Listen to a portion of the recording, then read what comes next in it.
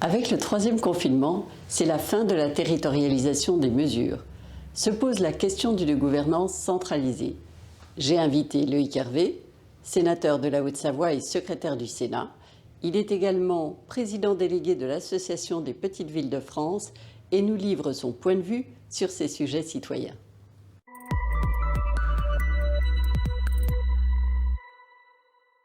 Je voudrais partir de la base dans notre entretien aujourd'hui, tout simplement parce que vous avez une compétence très large et qu'on a la chance de se rencontrer aujourd'hui.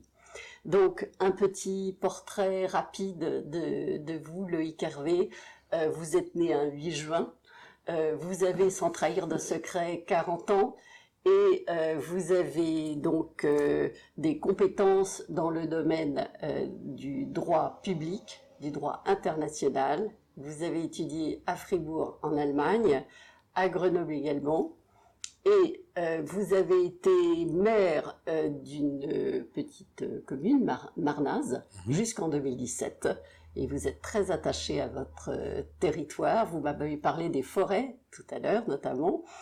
Et vous êtes aujourd'hui sénateur depuis 2014 et vous êtes secrétaire du Sénat. Donc votre vision est large sur tous ces sujets.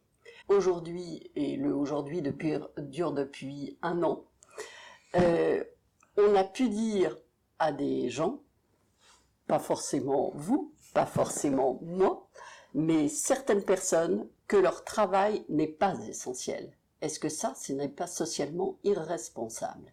La question de l'équilibre entre les contraintes qu'on a fait porter au monde économique et les nécessités liées à la pandémie elle-même m'ont toujours interrogé depuis le départ pour savoir si nous prenions exactement les bonnes décisions. Et j'ai 40 ans, vous l'avez rappelé, c'est-à-dire que je appartiens à une génération à qui on a demandé d'arrêter de travailler en mars, oui, de se limiter à nouveau en novembre. On est dans une troisième forme de confinement aujourd'hui.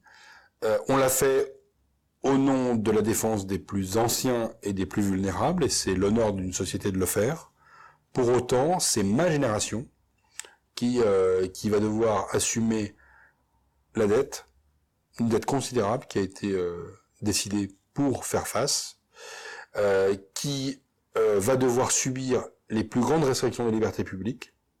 Exactement. Et donc, par rapport à ce travail, tout d'un coup, on a dit vous n'allez pas gagner de l'argent parce que vous travaillez, mais on va vous interdire de travailler et vous allez gagner de l'argent. Est-ce que ça aussi, c'est raisonnable? L'argent qui est injecté dans l'économie pour sauver l'outil économique, comme il l'avait été d'ailleurs fait par la décision de Nicolas Sarkozy en 2008 suite à la crise des subprimes, c'est des choix dont les conséquences seront très lourdes pour les années qui viennent. La dette, bien sûr qu'il faut, on est les premiers. Moi, je viens d'un département où aucune remontée mécanique ne fonctionne depuis le mois de mars 2020. Tout à fait. Depuis plus d'un an. Et je réclame, comme d'autres, que des mesures économiques lourdes soient prises pour accompagner le monde économique. Je suis pas... Les mesures économiques d'accompagnement, c'est souvent de l'aide pour ne pas travailler, c'est ce qu'on disait juste à l'instant, alors que vos départements criaient plutôt à vouloir réouvrir. Surtout que nos amis suisses ont continué de travailler par rapport à cette saison d'hiver. Ce sont des choix politiques que moi j'ai contestés, que je continue de contester parce que je considère que le seul argument doit être un argument lié à des données scientifiques, médicales. Est-ce que dans une station de sport d'hiver où les restaurants, bars et discothèques sont fermés, est-ce qu'il y a un risque de contamination sur les remontées mécaniques? La réponse est non. Les Suisses l'ont montré, les Autrichiens l'ont montré.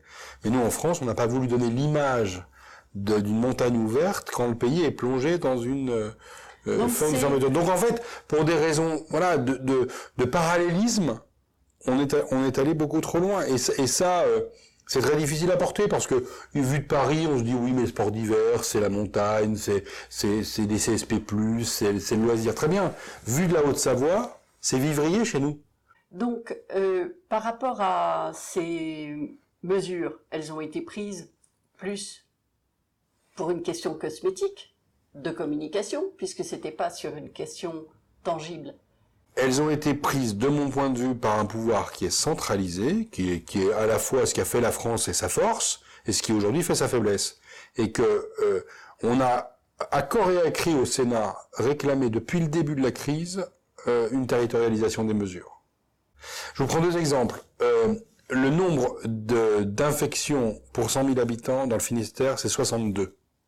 Oui. C'est 900 en Seine-Saint-Denis. Ça n'a rien à voir. Et on prend les mêmes mesures. Voilà. C'est le colbertisme, le jacobinisme à l'excès, qui nous mène à nouveau à retomber dans des nouvelles, nouvelles déclinaisons de cette logique-là.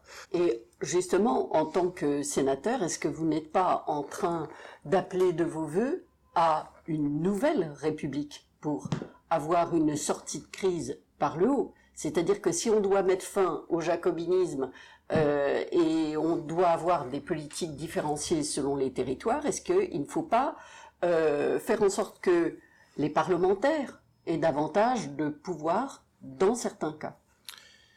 Alors, les parlementaires, oui, dans la capacité à prendre des décisions et ne pas subir cet héritage de cette République gaulliste de 58, dans laquelle quand même on a un parlementarisme hyper rationalisé. Donc on attend du gouvernement, qui maîtrise complètement notre ordre du jour, la possibilité peut-être de donner un avis. Cet après-midi, on va donner un avis sur une déclaration de politique générale du Premier ministre. Heureusement, on l'a entendu ce matin à l'Assemblée nationale, donc on a 2 heures ou 3 heures pour s'ajuster, pour donner un avis. Mais sur le fond, il faut que les parlementaires puissent se saisir de sujets et retrouvent une forme de liberté. Alors, vous avez écrit un livre sur les maires en tant que maire chef d'équipe. Et est-ce que ces maires ou ces préfets sont le relais idéal pour mettre en place les différents déploiements économiques? On l'a vu dans la crise et on le voit encore aujourd'hui, la réactivité des collectivités locales. La réactivité de l'État déconcentré, quand il a des pouvoirs et quand il y a du courage, parce qu'il faut du courage de prendre des décisions. Oui. Certains élus ont eu beaucoup de courage ces derniers mois pour prendre des décisions parfois à contre-courant. Oui, je pense qu'il faut rapprocher du terrain un certain nombre de décisions et avoir un discours de vérité vis-à-vis des représentants de l'État, donc les préfets, les sous-préfets, et vis-à-vis des élus, en leur disant que les responsabilités qu'ils réclament peuvent leur être données, mais que la contrepartie, c'est qu'ils prennent leur part du risque et de la responsabilité. À propos de responsabilité et de déploiement financier, au premier confinement, on l'a tous entendu, le chef de l'État a déclaré le « quoi qu'il en coûte ». Et ce « quoi qu'il en coûte », c'est pas lui qui va le payer, c'est pas l'État, ça ne sort pas ex nihilo, c'est en réalité les Français qui vont le payer. Notre génération, mais aussi la suivante et les suivantes. Donc, comment va-t-on payer le quoi qu'il en coûte? La dette française était autour de 2000 milliards, elle a explosé avec la crise Covid, et donc on va se retrouver peut-être avec 2500, 2600 milliards d'euros à la sortie, peut-être même plus. Ça me pose une vraie difficulté de fond, parce que cet argent n'aura pas été investi. On va en parler. Non, mais cet argent n'aura pas été investi dans autre chose que la préservation de l'outil économique. C'est ça. Donc je pense qu'il faut qu'on ait, et ce sera un des grands débats de la présidentielle, il faut que nous ayons, avec les Français, un discours de vérité autour de la notion de travail. Je dis aussi simplement que ça. Il y a la notion de travail. C'est vrai qu'après avoir empêché les Français de travailler, il va falloir déjà les autoriser à travailler. Et puis après, les inviter peut-être à travailler davantage, parce qu'il faudrait effectivement récupérer ce qui n'a pas été fait.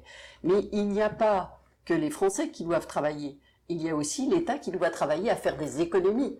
Quand on est dans une famille, qu'on essaie d'éduquer ses enfants, de préparer la retraite, on constate bien que les gens réfléchissent à leur budget et évitent d'aller au-delà de leurs moyens.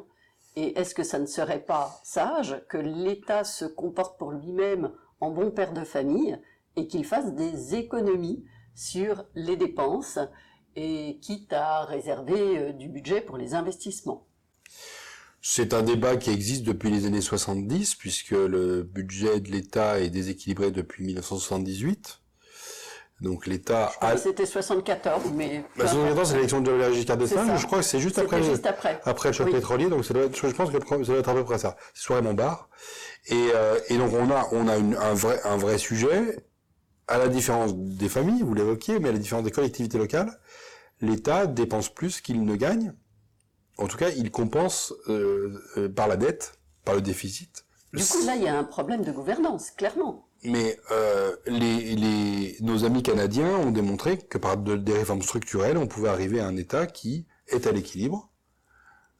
Certains en France parlent de l'inscription de la règle d'or dans la Constitution. Moi, je crois qu'il y a une nécessité absolue à ce qu'on ait vraiment cette discussion-là, qu'on l'ait aussi au niveau européen, parce que la France, avec son modèle et son héritage de grande puissance, assume quand même pour le continent, dorénavant, un certain nombre de fonctions qui lui coûtent très cher. C'est la France qui est au Sahel.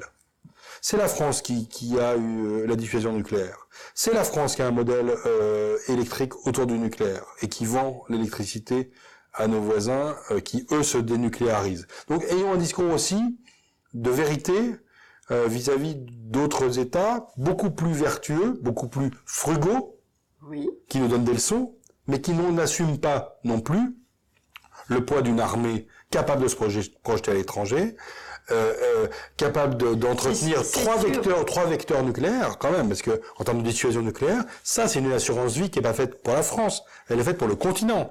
Ayons le courage de dire à nos voisins européens que ces charges-là doivent être aussi effectivement partagées. Plus d'Europe qui permettra une meilleure répartition des dépenses, mais ce plus d'Europe, pourquoi la France passe-t-elle son temps à la détricoter en rajoutant des couches réglementaires, comme on le disait au départ, que ce soit sur l'agriculture, que ce soit sur autre chose. Il y a toujours une surtransposition au niveau français qui fait qu'on se tire une balle dans le pied à chaque fois. Est-ce qu'il y a moyen d'arrêter ça? Alors, il y a moyen d'arrêter ça sur cette question précise de la surtransposition, simplement en ayant en tête que une partie du droit européen est d'application directe, je pense notamment au règlement, par opposition aux directives, et qu'il est nécessaire d'avoir un droit et un principe qui dit qu'on ne devrait plus, ou on ne doit pas surtransposer. On a bien vu que c'était sous Hollande, il y avait eu une tentative de rajouter de l'impôt sur de l'impôt. Évidemment, ça n'était pas passé, ça m'a été même retoqué au Conseil constitutionnel, fort heureusement.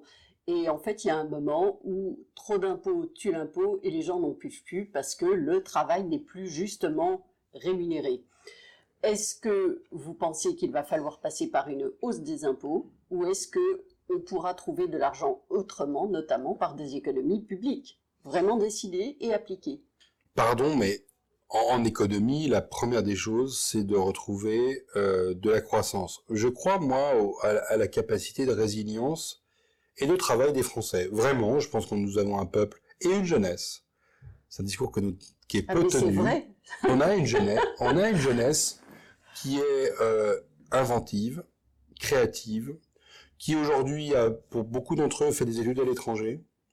Et je trouve que les grands absents des débats que nous avons actuellement, c'est les jeunes. Dès qu'on aura autorisé les gens à travailler, les entreprises vont réembaucher.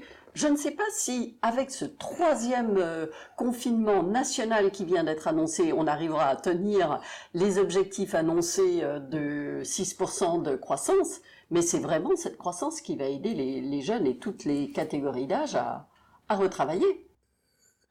La période du confinement, la période de limitation du transport fait qu'on aurait pu maintenir un certain nombre de lieux ouverts avec évidemment beaucoup moins de visiteurs, mais quand même. Et cette idée que, comme vous le dites, les supermarchés soient ouverts quand le musée d'Orsay est fermé, c'est complètement dingue. C'est ce genre de choses, sur la notion de ce qui est essentiel et de ce qui n'est pas essentiel, moi, me choque profondément, et évidemment, je comprends pas qu'on ait laissé un certain nombre de lieux où on cultive le beau, on cultive la culture, on cultive la réflexion des gens, on les laisse respirer, et ça c'est essentiel. Voilà. Et donc cette expression de non essentiel était vraiment très mal choisie. Je sais pas qui l'a inventée, en tout cas elle est très mal choisie. Oui, et pouvoir retrouver ce lien avec nos anciens, il est temps. Bien sûr. Pouvoir retrouver ses amis, pouvoir fêter les anniversaires avec les enfants. C'est ça. Tout ça, toutes ces petites choses de la vie, c'est très important. Bien, mais écoutez Loïc Hervé, merci beaucoup du temps que vous m'avez consacré. Avec plaisir. À très bientôt. Au revoir. Au revoir.